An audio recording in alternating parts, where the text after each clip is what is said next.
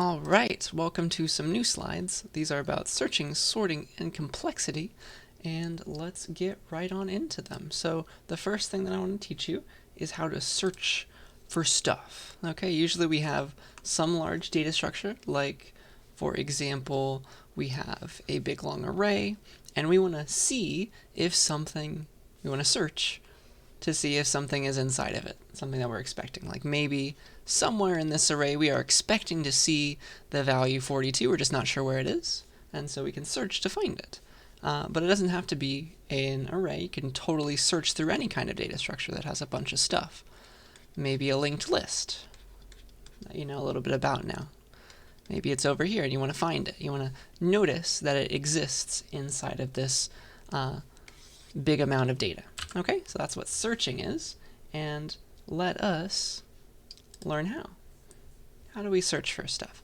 The easiest way is probably the way that you would do it if I just told you, okay, write a function that takes a number that you're looking for in an array and see if it's there, return true or false if it's there. You would probably implement something called linear search, and here is it spelled out. So if you have a vector or an array, one way to find something, you're not sure where it is to just, check every index, see if it's there, right? So here is my example. Let's say it's a vector this time. Whee. Something out of order.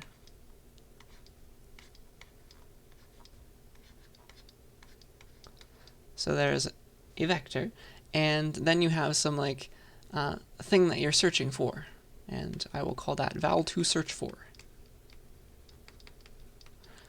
Maybe you're looking for the 3, for example. So somebody gives you this and the vector, and then you search through every index, see if you find the thing. Hey, there it is. Okay? So checking every index in order is called linear search, and so you could write a function that looks just like this, and this is why I use those variable names. So you take some vector, and you take the thing that you're looking for in it, and usually when you're doing a search process, you don't just return true or false, hey, it's there, no, it's not there. You return back the index where you found it, okay? So if the value is in the vector, you return the index. Otherwise, you return something that is not ever a real index, so you'll return -1, okay? So for example, if I called linear search with this v and this value to search for, it would give back 3, 4, 5, 6. It would give back 4, because that's the index at which 3 exists. But if I called it with 42, which doesn't exist in the vector, it would search through every spot and never find it, sadly. Okay? So that would return back -1. That is the idea. And linear search seems very simple. It's actually the best you can do when you're not sure what the vector looks like or what the array looks like. If you're not sure about the order in which things might appear, that value that you're looking for really could be in any index. You do have to look through all of them. Okay? So let me code this up for you, and we are going to start a searching library. Okay?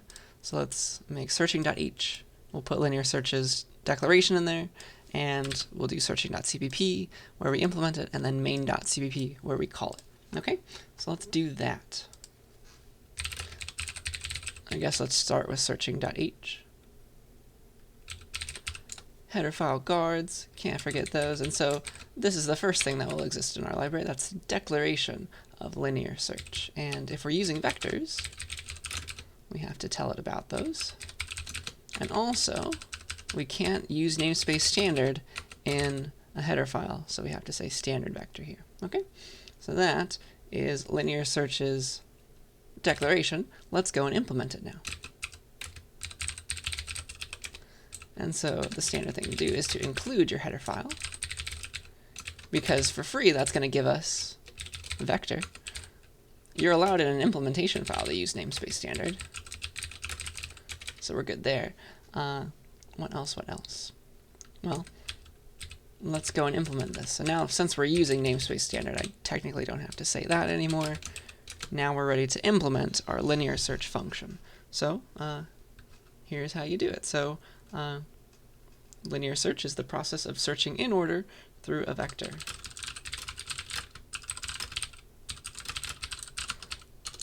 Or an array. So for int I is 0, I is less than v.size, You just see if the thing that you're looking for is at this current index. If v at I is equal to the thing that I'm looking for, then, well, that's the answer. Return I, we found it. Found it at index I, okay? And so, eventually it might find it and it'll return inside of this loop, but if we get all the way down here, if we get here, we didn't find it, right? Sad day. And so we'll return an index that never exists, -1, okay? So that's linear search. And then let's bring it all together in main.cpp, where we include our library, and then we'll use it. So vector of int v equals, I don't know, the one for my example. And so now let's use our linear search on v for 3. And that should give back index 4. And then we'll also look for that 42, right? So there's our linear search function. Let's watch it work. And so if I want to compile this, I have to include all of the implementation files. So we have main.cpp and searching.cpp, and I don't know, I'll just call it main. Yay, so we get back our 4 and our -1, which is exactly what we wanted here. Perfect. So that's linear search. Search through the entire vector in order, see if you found what you were looking for. Okay? So hopefully that makes enough sense. That's the simple searching algorithm. And so we've just made our searching library. The next one is a bit more involved, and I have a question for you before I teach you the next way of searching, because it has to do with this kind of strategy. So let's say that I am picking a random number between 1 and 100, like people have done that, right? It's a fun game to play when you're bored. Then what would you do to guarantee that you can guess that number in the minimum number of tries possible? What is the first best number to guess if I told you I picked a random number between 1 and 100, right? So what is the answer? What would you say? Take a second to pause the video, think about that. So, could be anywhere from between 1 and 100. The idea is, well, the best thing to guess is 50, right? That's right in the middle, because that'll have your options next time, right? So I would tell you, like, there's 1, there's 100. I'm not sure where the number is that I'm thinking of, but you can guess 50, and look what happens. Like, if I said that your guess was too low, if you were to guess 50, now you have exactly half left to try. If you guessed a number smaller than 50, then you would have a lot more numbers to try later, right? So having this, what's called search space, is the best thing to do here. And then the next best guess after that, like now you know that the number is between 50 and 100, the next best guess is 75, isn't it? It's right in the middle of this. And then I can tell you, oh yeah, that was too high, so you'll guess over here, or I could tell you that was too low and you'll guess over here. But that is going to be the optimal strategy. Because you're not sure which side of your guess it's on, it's always best to guess right in the middle so that you have the fewest options on either side. Okay, I hope that makes intuitive sense. That's how you would play the game. Because that brings us to the next kind of searching. It's called binary search, okay? So it's binary search. Again, it looks like this. It takes like a vector or an array, it takes what you're looking for, and it gives back the index at which it finds it, but the way that it does it is different. So in order to use binary search, the array or vector has to be sorted, okay? So the array or vector is guaranteed to be sorted when you use binary search. You can only use it in that case. So let me make an example sorted vector that I came up with ahead of time.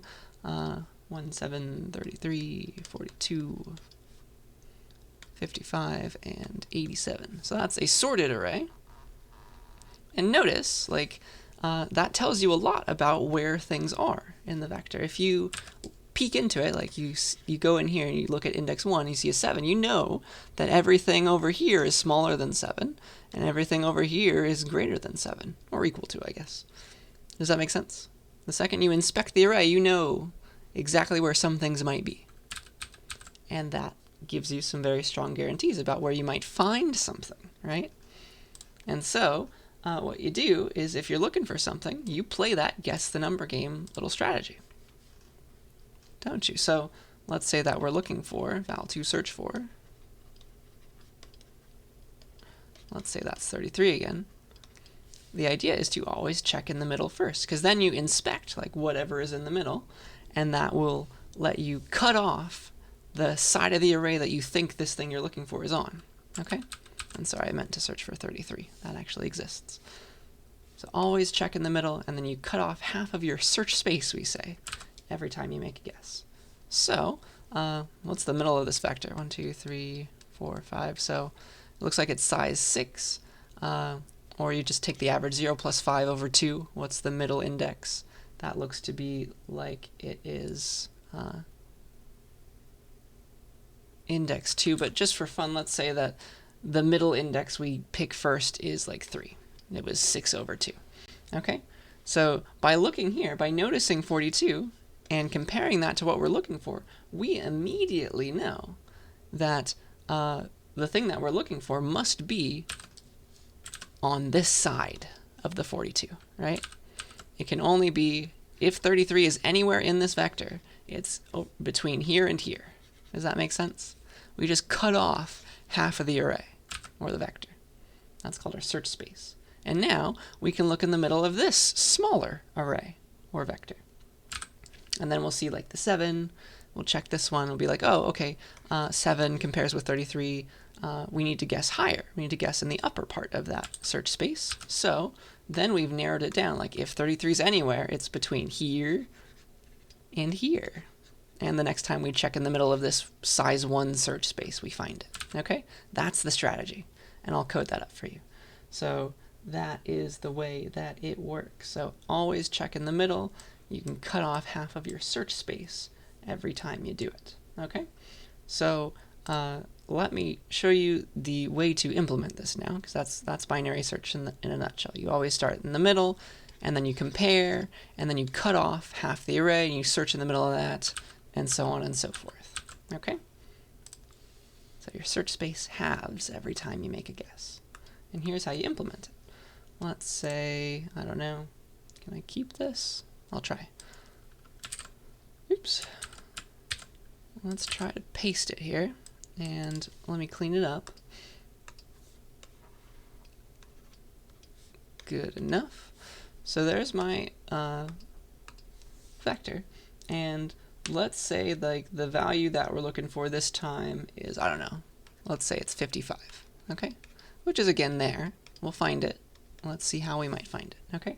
So here's what you do in code. You set up a low index and a high index, and that represents your search space. Okay? Like where could this value be if it was in the vector? And so initially you haven't made any checks, right?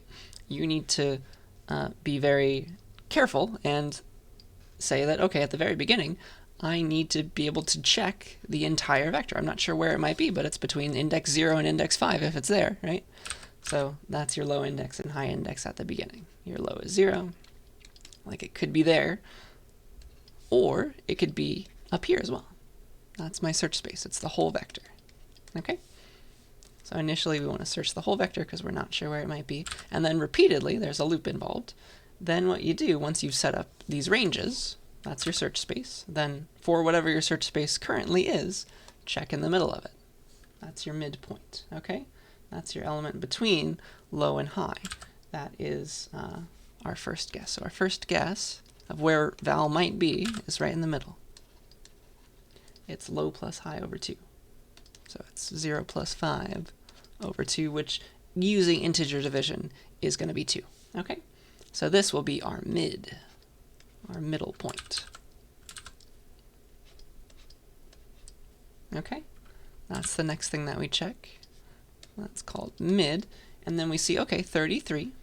That compares to 55. How? Well, it's smaller. So that means if 55 is anywhere in this vector, we know it better be over here. Okay? It's not here. It's somewhere in this range, if it's there at all. Okay? So using the mid as the guide, you reset low or high appropriately to change your search space. Okay? So for example, what just happened is that we cut off half the array, and now our search space is 42, 55, 87. Now our search space does not include any of these elements anymore. Now, it could still be up here. High doesn't change, but low is going to change to here. Okay? This is now going to be our new low value. And then we'll search here. That'll be our new mid. You see that? And then finally we found it. That's what's going to work. Okay? So, yeah, every time you make a guess, you make a check in the middle, you cut off half the search space, your subarray, every time. And this is a lot faster than linear search because you don't really have to check a lot of places. You just keep checking in the middle, having your search space. Things have very quickly, exponentially quickly. Okay? So the last thing that I want to show you is this. There is a stopping condition. How do you know when you don't find it? That is when your low and high indices pass each other. If ever high becomes smaller than low, that makes no sense. If they ever pass each other, that means your search space is empty. There is nowhere in the vector that could have this element. And then you stop and you say -1. Okay? So let me try and show that to you. So let's copy this. That too, I guess. So let me draw that case for you where you don't find it. Okay? Let me show you what happens. Oops. I'll fix that. So let's say that we're searching for something that's not there. Let's say 12. Okay, that's our value to search for. Here's what's going to happen. So at the very beginning, we start out, we say, okay, I'm looking for 12. It could be anywhere.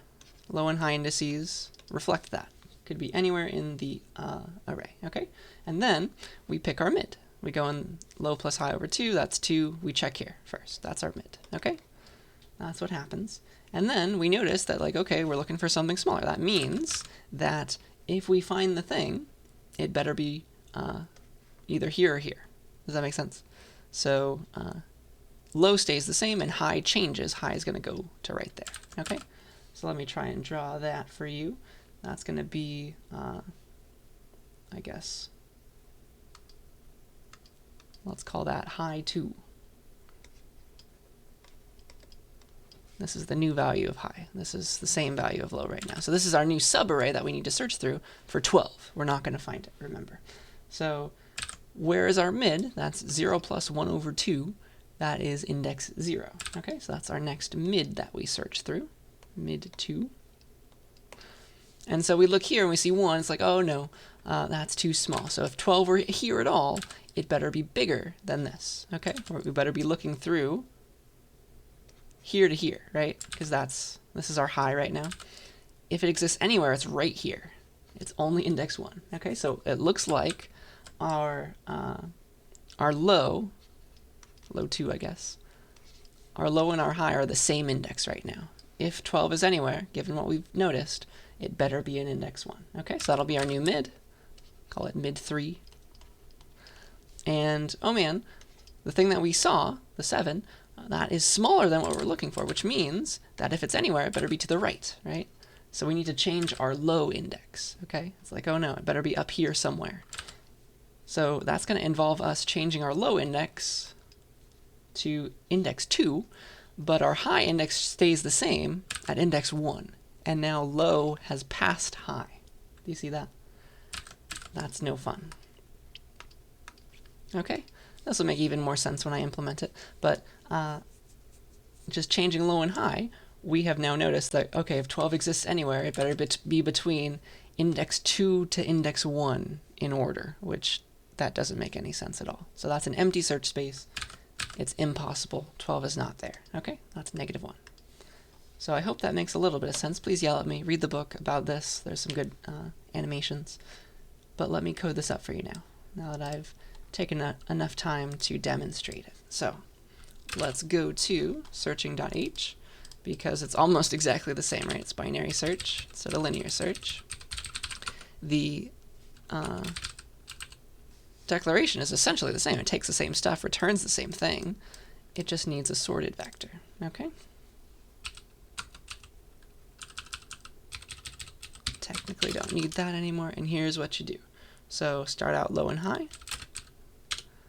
Initial search space is the whole vector. That means the value that we're looking for, it could be between index 0 and index v.size minus 1, right? Those are our low and high indices. And then, okay, we need to repeatedly check in the middle, right? Repeatedly do stuff. And so it's while something, we'll get to that something, we want to find the middle, check the middle,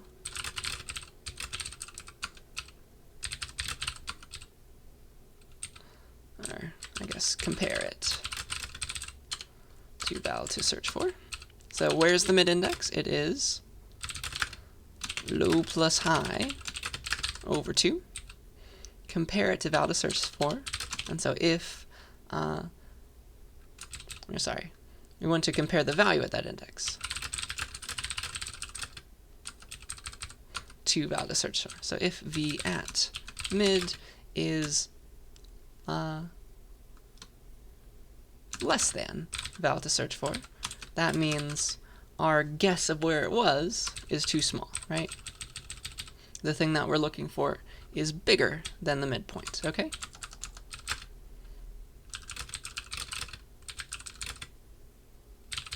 Okay, so we found something too small, we need to guess higher. That's like us looking for 55 but seeing 33.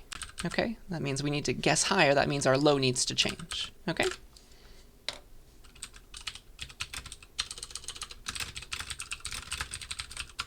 So we'll do that. Else if the thing that we found,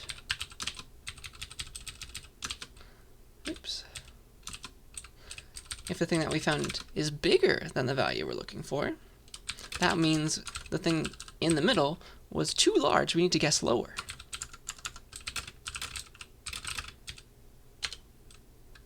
I guess I should say we need to look at larger things. We need to look at smaller things. And so that means high needs to change. It's the exact opposite. That's like, I guess, this example. That is looking at 42 and seeing, noticing 42 but looking for 33. That means, oh no, it must be over here. Our high needs to change. It used to be here. Now the upper index of where it could be is 1 less than our midpoint. Okay, so high needs to change in that case. And then finally, else, we found it. If it's not less than, it's not greater than, then it's equal to, right? We found it. The index is mid.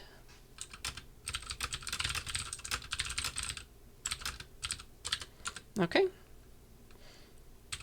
So in that case, we can return mid. That's the index. Okay. And for these, okay, if we need to look at larger things, low needs to change. What does it need to change to? That was this example.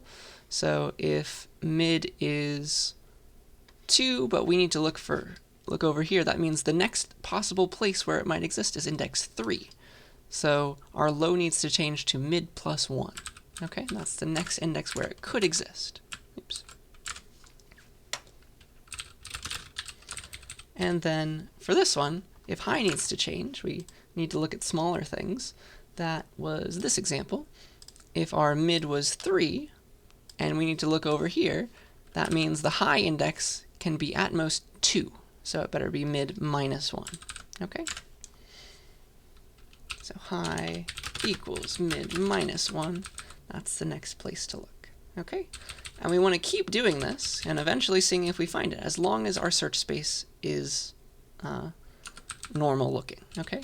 So keep looking as long as we have a non-empty search space. The second we have an empty search space is when low passes high.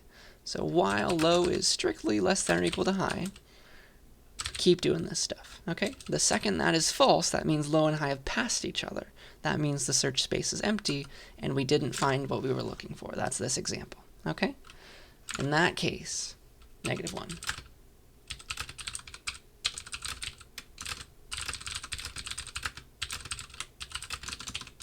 Okay, and so that is return -1, and that will give us our answer. So that's the longer, fancier implementation, definitely. That's binary search. Okay, this is good, a good example to study. So please ask me lots of questions about binary search and study this code, but it's essentially that repeated guessing applied to an array of things. Okay, if it's an order, we have some very strong guarantees about where what we're looking for might appear. Okay, so that is binary search. And so let's make a sorted vector.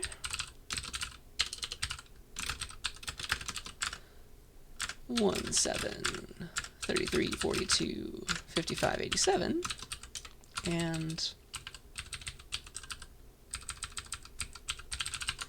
let's look for some stuff. Let's look for 55, for example, and then let's look for 12 that didn't exist. Okay? Let's see if we found it. Oh, sorry. I was supposed to be looking in V2. Of course, it's not going to find it in V. There we go. Oops. There we go. And again, it's index 4 and -1 because it's not there. Okay, so it really is cutting off half the search space. It's like, okay, looking for 55, noticing 33, could be here now.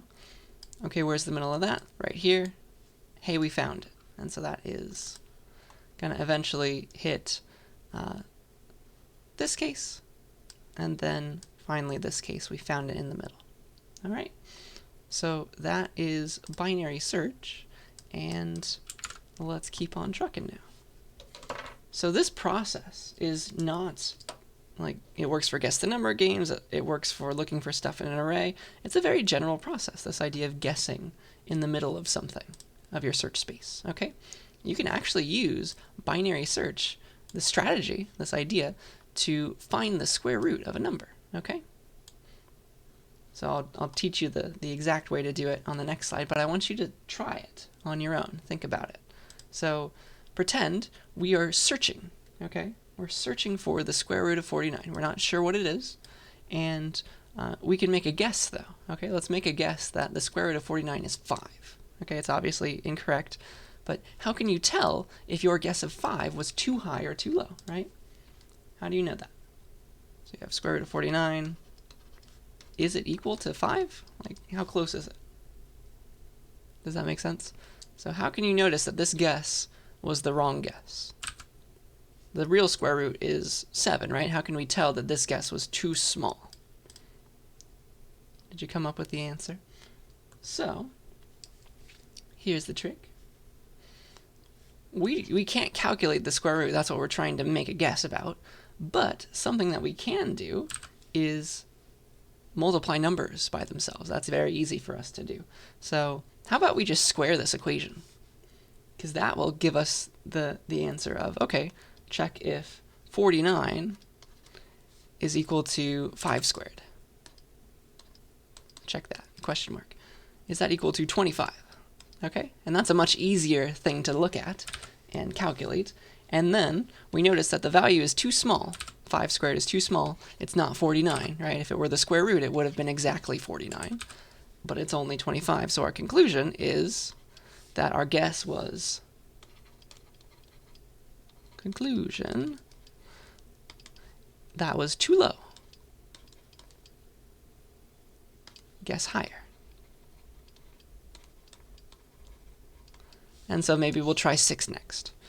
Does that make sense? That's how you can make a guess and see if your guess was accurate and update it. So you can use that process actually to find the square root of numbers too. And the reason it's called binary search, by the way, this whole strategy is called binary something.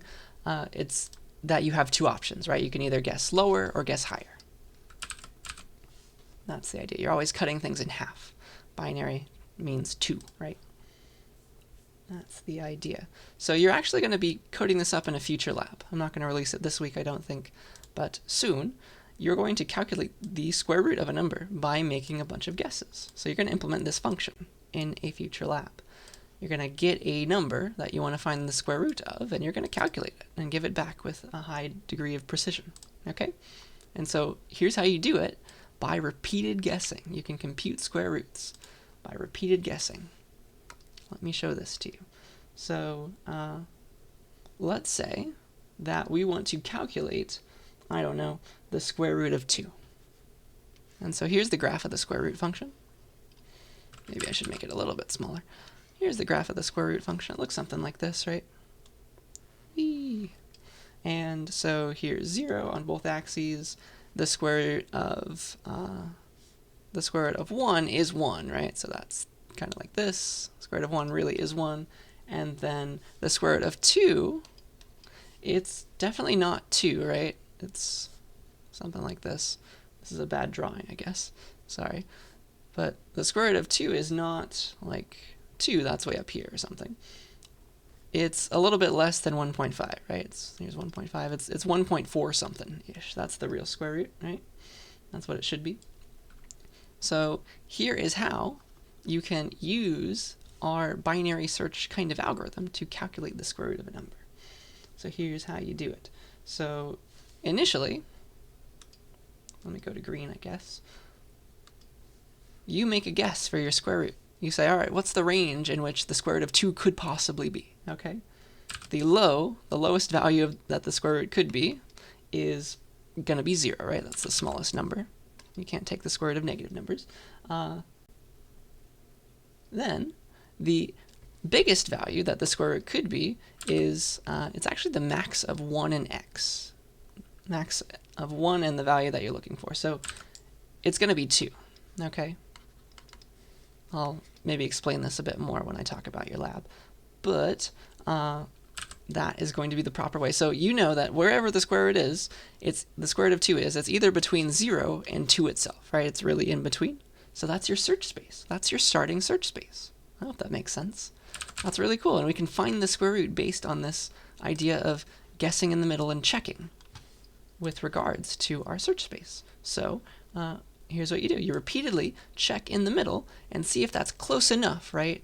In terms of like floating point comparisons. See if that's close enough to the square root. So our first guess, our mid 1, right? For the square root of 2, let's call that mid 1.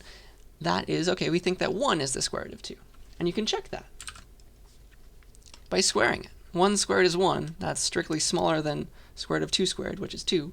So that means we need to guess higher. Okay, so this is going to be our new low. You can't really do a +1 kind of thing in this situation. You just make the low that mid. So our low 2 now goes here. And so the square root is one of these values. It's between 1 and 2. We've just halved our search space from there to there. Do you see that? That's really cool. So you just keep repeatedly checking to see if your guess is close enough. So now your new mid is going to be 1.5. Mid 2. It's somewhere there. And 1.5 squared is too big, right? It's bigger than 2, so we need to guess smaller. And so like the next search space is going to be right here. It's going to be, this is going to be our new, what is it? Our new low. That's 1.25, right? Oh, excuse me. This is going to be our new high. And we'll eventually make it work. This is our high 2. And so now our new search space is between 1.5 and 1. It's somewhere between there. And you keep on checking. And eventually, you're going to get back the answer, right? And the reason you do this, the reason you're comparing with 2 is you're always squaring things, right? What's the square root of 2 squared? That's just 2. So you're comparing with 2 itself. That's the idea. Okay? So yeah, you just keep on checking. You take that midpoint and you see if it was close enough to the original number. So you square it, subtract it from the value that you're trying to find the square root of, and if that's small enough, then you've really found the square root. Okay? Because that's what it means to be the square root. It minus the thing you're taking the square root of is practically 0. Okay? That's the idea. So if the mid squared was too low, then you need to change your low index. If the mid squared was too high, you got to change your high index. And eventually you're going to hone in on the proper square root. Like it's going to be, okay, now it's going to be between here and here. Between, I don't know, here and here, something like that. And eventually you're going to get into the real square root. That's what's going to happen. Okay, so that is how you can find square roots of numbers. And let me do some stuff involving just numbers and tables to let this sink in. Okay, so using these rules, you can really find the square roots of numbers. Let me show this to you. So let me make a table of things. And this is going to be the algorithm that you'll eventually implement. So let's say we're trying to find the square root of 2. So x is 2. And so initially, we have a low index, a high index for our search space, or a high value, by the way. It's not an index because this is not an array. Then a midpoint, and then we have to check something, and then we need to decide how to change our search space. So I'll say decision. So at the very beginning, following these rules, our search space is between 0 and the max of 1 and the number. So this is the number.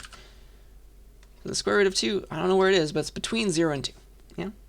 The midpoint of that is 1, and so we're going to check, hey, is 1 squared close to 2? Because if so, that 1 would have been the square root, right? And the answer is no, it's too small, so the decision is to guess higher. See how this is eventually going to give you the proper square root? And so now, that means, okay, if we need to guess higher, we need to change our low so that we never guess that low ever again.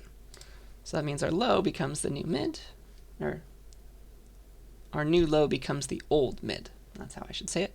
High stays the same, so now I know that the square root, if it exists, if it's here, it's between 1 and 2, definitely.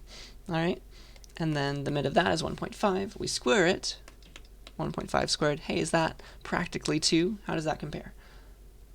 Oh no, that was a bit too big. Okay, so we need to guess lower. And that means we need to change our high to never guess that high again. Okay, so now we know that the square root must be between 1 and 1.5. The midpoint of that is 1.25. You square it. Is that close to 2? How does it compare?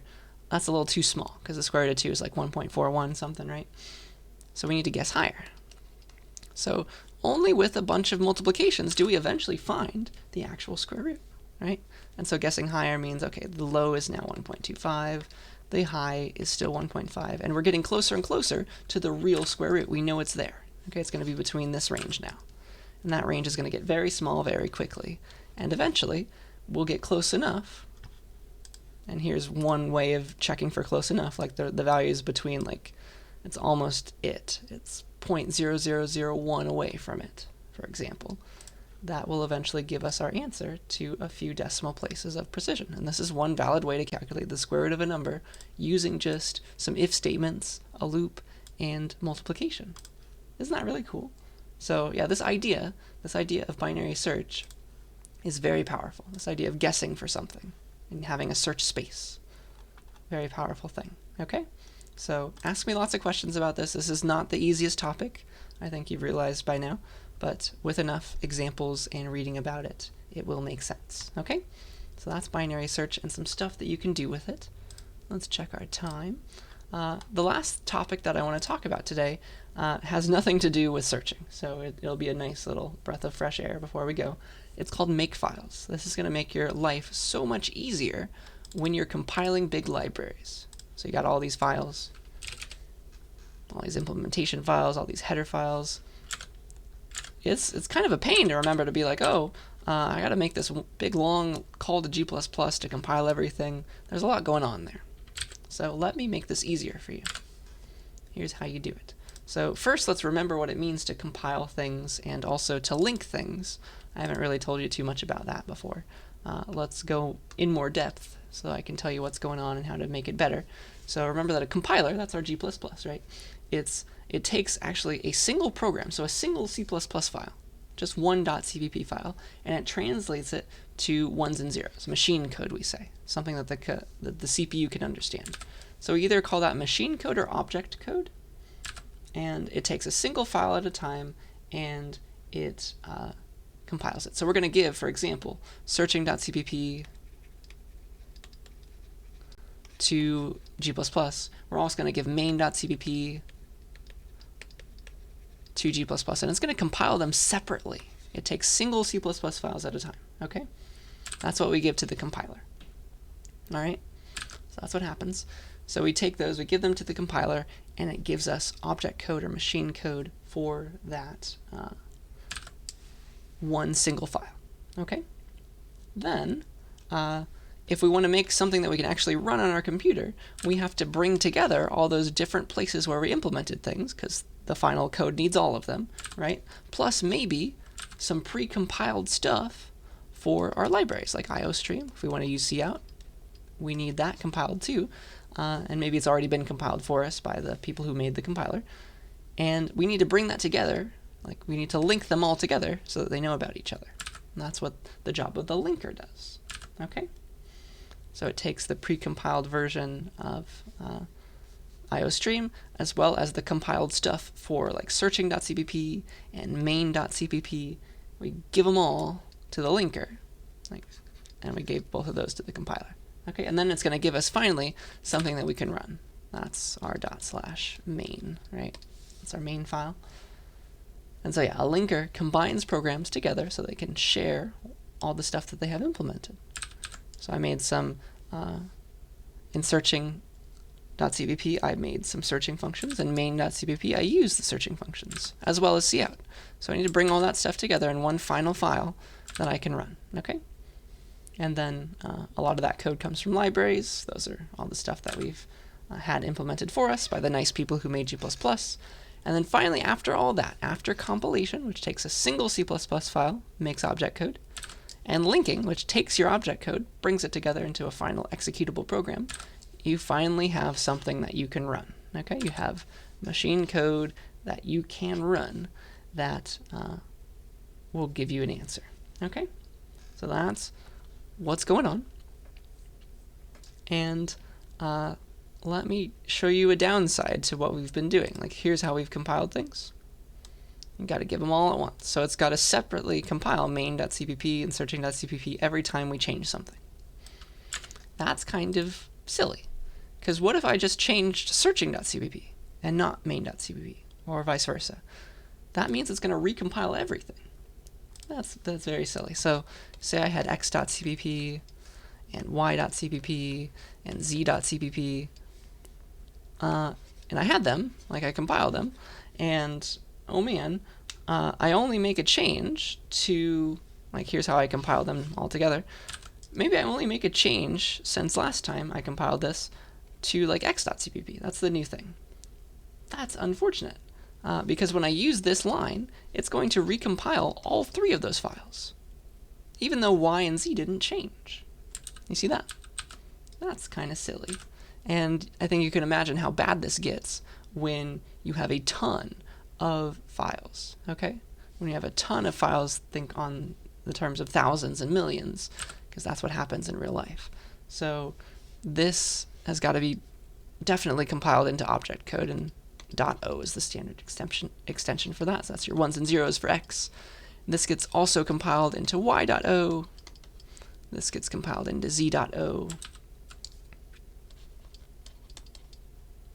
And these are ones and zeros for those individual files. And then they get linked together. G++ does both compilation and linking for us. Those get linked into something called blah in this case. So they're all coming together. Boop, boop, boop. And that's our final machine code program that we can go and run. All right?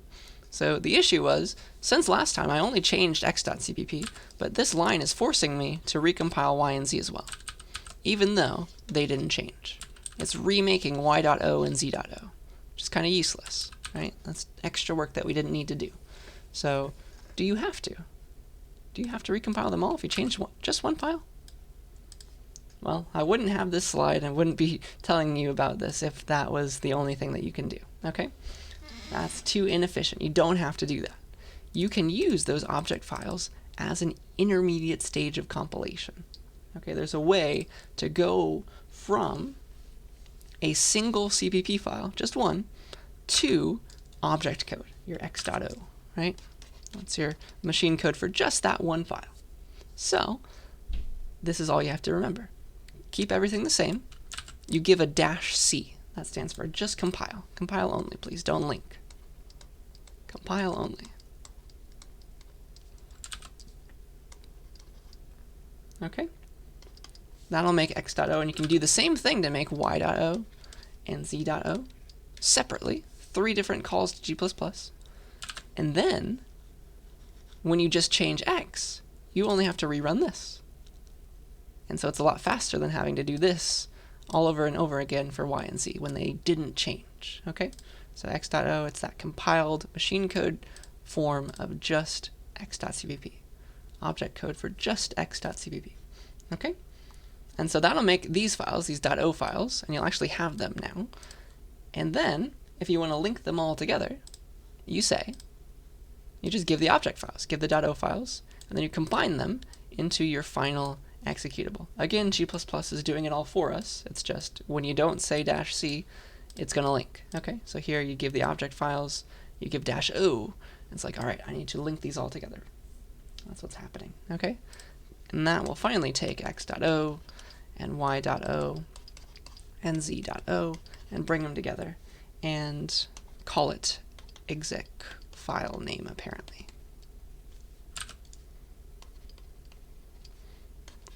And linking is super fast. The reason you do this separate compilation is because that is the slow part. Okay?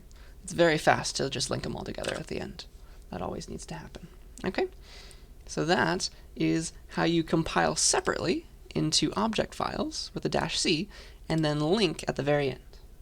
That's the beauty of it. So let's do this for our searching library. Let me show you how this works. So here's what I'll do. I'm going to compile. Let's remove main, by the way. Just get rid of that compiled code. So now I just have the implementation right now in my folder. Let me compile only -c the searching library. Hit enter. It made searching.o. Yay, that's just the compiled form of just that file. Now I'll do the same for main. Make main.o. So compiled only main.cpp, please. So now I have main.o and searching.o, and I can link them together with G++ again. I give main.o, searching.o, and then I can call it with the -o, whatever I want. Output it as a final linked file called main, and that will make my main from those intermediate compiled files. That's pretty sweet. And then it'll run just as normal. And now the beauty of this, the reason we're doing this, is that I can change just one file. Let's say this one. Let's look for 7. So I just changed main. I did not change searching.cpp. So the only thing that needs to recompile is main.o. So that's the only thing I'm going to recompile. Bam.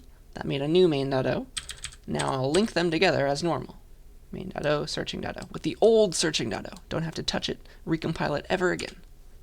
And you see how that was super fast? So that makes a new version of the main program, and it does what we asked it to do. That is the beauty of this thing called separate compilation. Okay? So that makes it a lot faster, a lot easier, and it is a bit tedious, though, having to remember to do all that, right? Having to say, all right, G++ -c for every individual file, that's no fun.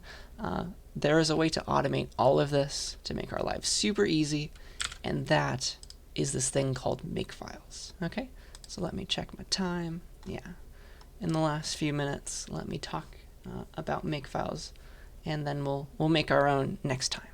Okay, so Makefiles are the way of automating this process of compile everything individually to the .o files and link them, and only worry about the things that changed. These things called Makefiles can do all of that for us. It's really, really nice. Okay? So here is an example Makefile. It's just this. It's a different programming language. It's not C++ anymore. It's like the Makefile language. So this is a file, and it is legitimately called. It's forced to do this. You have to call it Makefile with a capital M. So a Makefile is a file in the Makefile language. It is called this. It's always called Makefile with a capital M. You're forced to have a file named exactly that, and what it does is it contains recipes for how to compile your code. So it's like, here's how to make main.o based on main.cpp. Here's what you do. Here's how to make foo.o based on foo.cpp. Here's what you do to make it. And then finally, here's how you link them together into something called prog. You take these two things, you bring them together. That's essentially what a Makefile does, and I'm going to explain every piece of it, don't worry. So that's a sample, that's what it needs to do, and it's going to make our lives so much easier, because at the end of the day we can just say, hey, make this thing called program, you have a rule for that, and then it goes off and does all the .o files as necessary and links them together for us. It's super duper nice. So Makefiles are beautiful. Let me give you a quick crash course in them, and then we'll really use a Makefile for the library that we just made next time. Okay? So here's what you do. Everything looks like this. These are a bunch of different rules. I hope you can see the separation. So there's always something, a colon, a bunch of stuff, maybe space separated, and then a new line, and you kind of like tab over, and then you write a bunch of stuff. Usually it's just one line though. So here is what all that means. Okay, so Makefiles are made up of a bunch of rules, and here's a sample rule. So here is what's called a target. That's what you want to obtain, and so you call it, you give it a name. Here's your target name, and then you give a colon, and then you give all the ingredients, all the things that you require in order to make that thing, that target. That's your goal. Okay, so I need this requirement, this thing, all space separated in order to make this target name thing. And then you press enter, you tab over, it's really a tab and not spaces, and then you give a bunch of space, a bunch of new line separated command line rules to make that target. Okay, so you have all the steps that you need to make that thing that you wanted to make at the very beginning using these requirements. Okay, so I need these things first, here's what I do, and this is what I'm making. Okay, that is the idea. And so let me use that example, like this strategy. Let's use this Makefile syntax to make a peanut butter and jelly sandwich. Okay, so here's the idea. If you want a peanut butter and jelly sandwich, let's call it PB_J, here's what we require. So colon, this is the name of the thing I want, and then here I give all the ingredients necessary, the things that I require in order to make peanut butter and jelly. So I need first peanut butter, I need jelly, I need bread, I guess I also need a knife, right? You can have as many ingredients, as many requirements as you need, and then you tab over on a new line and you start giving all the things that you need to do in order to make peanut butter and jelly based on these requirements. Okay, so like step 1 is open the peanut butter and jelly jars, and then I don't know, you get out 2 slices of bread. You stay on the same indentation level. You get 2 slices of bread. This is a Makefile rule. And then you do stuff with the slices of bread, and eventually you're going to end up with peanut butter and jelly. Okay? So that's one rule. And then you can give other rules too. Like, what if you didn't have peanut butter? The Makefile would make it for you. So here's a rule. If it exists, it'll do it. Here's a rule to make peanut butter. So in order to make peanut butter, you need peanuts. And you need a blender, right? Optionally salt. And then you tab over and you're like, okay, how do I make peanut butter based on these ingredients? This is the thing I require. This is my goal. These are the things I need in order to make it. If I have them, all I have to do is blend the peanuts. And then you put it all in a jar. That's how you make peanut butter. Okay, if I didn't have bread, what's a rule for that? So my target is bread. What do you need in order to make bread? Well, you could have flour and yeast and water and all that, or you could just take the easy way out and like the ingredient necessary for bread is money, right? You just go to the store. So go to store. That's one way to get bread. Buy bread. Okay, that's a recipe for it. That's the idea. And so all these rules can work together and make you eventually a peanut butter and jelly sandwich. Okay? So let's spell that out in computer science stuff now, G++ things. So it's always this. It's always the thing that you want, colon, the thing it takes, the things that it takes to get those, to get that final thing. These are your ingredients. And then you give a bunch of command line commands to make that thing. Eventually you'll end up with what you want with enough of those commands. So maybe you need a few, like you'll partially make it here, and eventually you can use like G++ to get at the thing that you were really looking for. Okay? That's what's going to happen. And so, for example, in order to make main.o based on main.cpp, here would be a makefile rule for it. My target is main.o, that's what I want to create. In order to make main.o, I require main.cpp to exist, otherwise there's nothing to compile, right? And then, how do I use this ingredient to make my target? I use G++. I'll just skip that and say -c main.cpp. This is the command line command that will make main.o based on this thing that I am guaranteed to have at this point. Isn't that cool? That is a makefile rule. That really works, okay? And the beauty of makefiles is that they can tell when things have changed, and so if main.o has changed, it'll rerun this rule to make your final program. It's really nice. They also know how to make requirements if they don't exist. So for example, if you're making a peanut butter and jelly sandwich, you notice you don't have peanut butter yet. The makefile program will notice there is no peanut butter. It will go off and run that rule if it exists to make the peanut butter. And then it's like, okay, now I have everything. I can run this recipe to make peanut butter and jelly. That is so amazing. It's very powerful, and we're going to grow to love it, I promise. So makefiles will make the requirements if they don't yet exist. And so, yeah, in a nutshell, if anything at all changes, make will only rerun the rules that it needs to run in order to make that thing that you're asking for as quick as possible without doing any unneeded work. So that is makefiles in a nutshell, and here's a real example. Here's how to make main.o, here's how to make foo.o, here's how to link them together. Like, I need these two things first. If I don't have them, run the rule to make it, and here's how I make the final thing that I'm looking for. So that is makefiles. That's just a taste.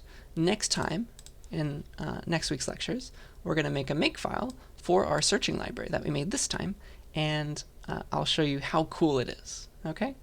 So look forward to that, and I will see you then.